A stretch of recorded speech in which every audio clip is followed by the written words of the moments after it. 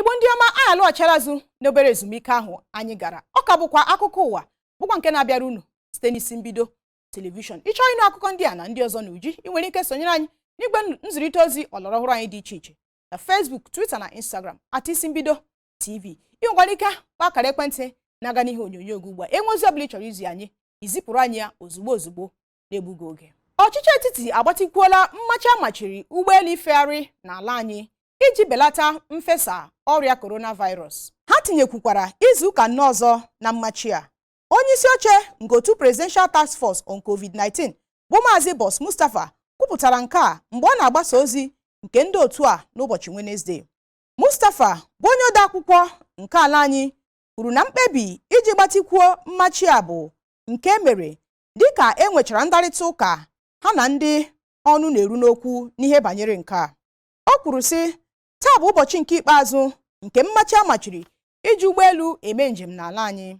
Anyị elenyela anya na ka ihe si aga na ngalaba na-ahụ maka ụgbọelu n'ala anyị. Anyị abịazie chịkọta ka ihe si dị ugbu a dịka ndị ọkachamara si nye ndụmọdụ. Iwu mmachi amachiri iji ụgbọelu eme njem ka etinyekwuo izu ụka anọ ọzọ n'elu ya. Na mbọ ya iji hụ na ebelatara mfesa ọrịa, Mustapha kwuru na otu PTF na ndị gọvanọ na-achị steeti dị iche iche n'ala anyị na-enwe mkparịta ụka. O kwukwara na otu Nigeria Center for Disease Control NCDC ga-aga na steeti Kogi na Cross River iji nyere ha aka. Nke a ka ọ kọwara bụ ụzọ pụrụ iche na mkparịta ụka na-erukọ ọnụ.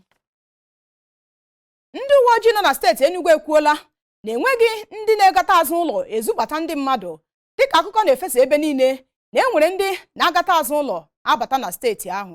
Daniel Ndukwe, ọnụ na-ekwuchitere ndị uwe ojii na steeti ahụ, kwuru na akụkọ na-aga ebe niile na ndị mmadụ si ugwu Awụsa abata na steeti ahụ abụghị eziokwu n'ihi na ha ekechichala oke ala ha dịka o kwesịrị. O kwuru na ha nweburu ya bụ nsogbu mgbe ndị ha na Enugu nwere oke ala na-emechighị oke ala nke ha. Maka ọ dị ugbu a, onye isi ala bụ President Muhammadu Buhari enye n'iwu ka akwụsị njem site n'otu steeti banye na steeti ọzọ. Na steeti ndị ọzọ ndị a ekechikwala oke ha. Ndukwe kwuru sị na ihe ha na-arịọ ugbu a bụ ka ndị mmadụ si awụ ụzọ n'ime ọhịa, ka ndị mmadụ nwee ike iji ụgbọala ha zubata n'ebe ndị uwe ojii na-anọghị, bụkwa nke ga-eme ka ndị uwe ojii ghara ịhụ ha. O kwuru na ha ga-emechi ụzọ ndị a n'oge na-adịghị anya.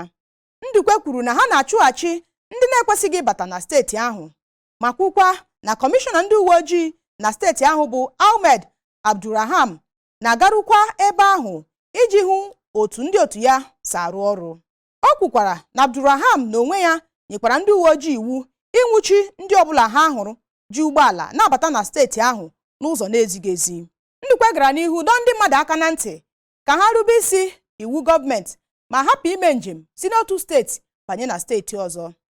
Steeti Enugu na steeti ndị gụnyere Benue, Kogi na Abia nwere oke ala. Most Reverend Valerie Okeke bụ onye Archbishop nke ụka Katọlik n'Ọnịcha nọrọ n'ụbọchị echi gara aga bunye ndị bi n'Ọnịcha na gburugburu ya akpa osikapa ruru 2,000 n'ọnụọgụgụ. Okeke kwuru na ya ga na-aga n'ihu na-eme nke a iji mee ka o rute ndị na-enweghị ka ọha ha n'ogbe ya. Ọ rịọrọ Chukwu bi n'igwe ka o mee ka ọrịa bịa na njedebe ma gwa ndị mmadụ ka ha na-eme ihe niile a gwara ha mee iji belata mfesa ọrịa. O kelere ndị niile sonyere na nke a, ọkachasị ndị Africa Humanitarian Foundation Hungary bụ nke onye ndu ha bụ Dọkịnta Reka Fodo na Ichie Ezenna nke Orange Drugs. Onye Deputy Chancellor nke Archdiocese ahụ bụ onye hụrụ ka nkesa ihe oriri ndị a si gaa bụ Reverend Father Basil Ekwunife kwuru na Archbishop na-emejupụta ihe ụka kwuru ịkụziri ndị mmadụ nkụzi nke okwukwe ma nyekwara ndị ihe na-arara ahụ aka. N'aka nke ọzọ, onye Archbishop nke Enugu Ecclesiastical Province na Bishop ndị Anglican Communion nke Diocese Enugu bụ Dr. Emmanuel Chukwuma akọwala aka chiburu steeti Anambra n'oge gara aga bụ Peter Obi dịka onye hụrụ inyere ndị ogbenye aka nakwa ndị ụwa na-atụ n'ọnụ, ọkachasị n'oge nsogbu. Bishop Chukwuma kwupụtara nke a n'ụlọ ọgwụ Good Shepherd Specialist Hospital nke dị n'Enugu mgbe ndị Peter Obi dunyere ka ha butere ha ihe kpuchiri. Onye kpọ ndị otu abịa bụ onye kọmishọna n'oge gara aga na steeti Anambra bụ Ọkammụta Stella Ọkụnna bunyere Bishọp Chukwuma ihe ndị a niile ha bụ bịa. Ihe ndị a ha bụ bịa gụnyere katọn mkpuchi imi ruru 2,000, ihe eji ekpuchi aka dị 8, katọn hand sanitizer dị 4, katọn paracetamol buru ibu dị 8, nakwa ihe ndị eji enyocha onye ahụ ya na-ekpo ọkụ. Bishọp Chukwuma kọwara Peter Obi bụ onye dọburu ọkwa osote onye isi ala n'otu pati PDP dịka mmadụ ọha bụ onye gosirila ezigbo obi ya site n'ịbịa na steeti Enugu bịa bunye ha ọtụtụ ihe eji enyere ndị mmadụ aka n'oge a. Nigeria Center for Disease Control (NCDC) ekwuola na mmadụ dị 195 ọhụrụ ebutela ọrịa coronavirus n'ala anyị. N'ime ndị a butere ya ọhụrụ, Lagos nwere mmadụ dị 82, mmadụ 30 na Kano, mmadụ 19 na Zamfara, na Sokoto mmadụ 18, mmadụ 10 na Borno, na FCT mmadụ 9, Oyo mmadụ 8, Kebbi mmadụ 5, Gombe mmadụ 5, Ogun mmadụ 4, Katsina mmadụ 3, Kaduna na Adamawa otu onye. Nke emeela ya mmadụ dị 3,145 buterela ọrịa n'ala anyị. Mmadụ dị 534 n'ọnụọgụgụ ka a gwọtọrọla bụkwa ndị nọrọla n'ụlọ ha, n'ebe mmadụ dị 103 tụfurula ndụ ha. N'aka nke ọzọ, onye minista ahụike n'ala anyị bụ Osagie Ehanire ekwuola na ha agaghị enye ndị dibịa ọdịnala ndị na-arịa ọrịa coronavirus maka ọgwụgwọ. Onye minista ahụike a onye kwuru nke a n'oge otu Presidential Task Force on COVID-19 na-agwa ndị mmadụ okwu ka ihe si aga, kwuru na ọtụtụ ọgwụ ọdịnala ekwuru na-agwọ ọrịa coronavirus bụ nke ha na-enyochabeghị, bụkwa nke nwere ike inye mmadụ nsogbu n'ahụ. Minista bụ onye kwuru ka ndị mmadụ si akọtọ agba gọọmenti site n'eleghị ha anya na mgbọrọgwụ na mkpara akwụkwọ maka iji agwọ ọrịa coronavirus, kwuru na ọgwụ ọdịnala ndị a ka a ga-enyocha n'ahụ ụmụ anụmanụ iji chọpụta na ha agaghị enye mmadụ nsogbu ma ha ṅụọ ya.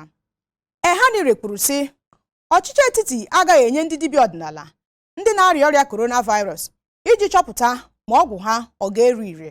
Banyere ọgwụgwọ ndị bụ ọrịa, ọgwụ ndị esi na mgbọrọgwụ na mkpara akwụkwọ mepụta bụkwa ndị nke ha nyere na anyị ka anyị gbara ha ka ha were ya gaa na Traditional Medicine Complementary Department nke Ministry na-ahụ maka ahụike, Nigeria Institute of Pharmaceutical Research and Development maka nnyocha. Ụfọdụ n'ime ha bụkwa ndị detere m akwụkwọ ma gwa m ka m nye ha mmadụ 10 bụ ọrịa ka ha gwọọ ha, mana anyị agaghị eme otu a n'ihe banyere ahụike. Onye ọbụla ma na ya nwere ọgwụgwọ nye n'ọrịa ga-abịa gosi m ka m hụ ma ọ na-arụ ọrụ. Igbo ndị ọma, ebe a ka akụkọ ụwa nke abalị a ga-abịa na njedebe. Unu emeela maka ịnọnyere m. Aha nka bụ Nwada Chika Iro, onye ahụrụ taa si ka hụkwa ya echi. Ndewonu.